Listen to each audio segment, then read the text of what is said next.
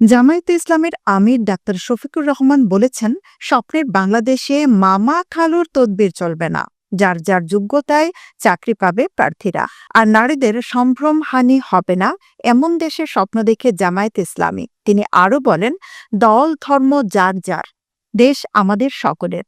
আমরা এমনটা বাংলাদেশ করতে চাই যেখানে কোনো বৈষম্য থাকবে না। যেই তারুণ্যের বুকের রক্তের বিনিময়ে জাতি ফ্যাসিবাদ মুক্ত হয়েছে, আমরা সেই তারুণ্য নির্ভর মানবিক বাংলাদেশ গড়ে তুলব। একজন শিশু জন্মের পর থেকে মৃত্যু পর্যন্ত সে একজন নাগরিকের পূর্ণ অধিকার ভোগ করবে। বিতাড়িত ফ্যাসিবাদ ১৫.৫ বছরে দেশের মানুষকে শুধু খুন গুম উপহার দিয়েছে। সে ফ্যাসিবাদের ফিরে আসার কোনো সুযোগ নেই, কারণ এটা জনগণ চাইবে না। জনগণ শান্তি চায়। জনগণের চাওয়া পাওয়ার কিছু থাকে না। তাদের চাওয়া একটাই, নাগরিকের পূর্ণ অধিকার ভোগ করবে।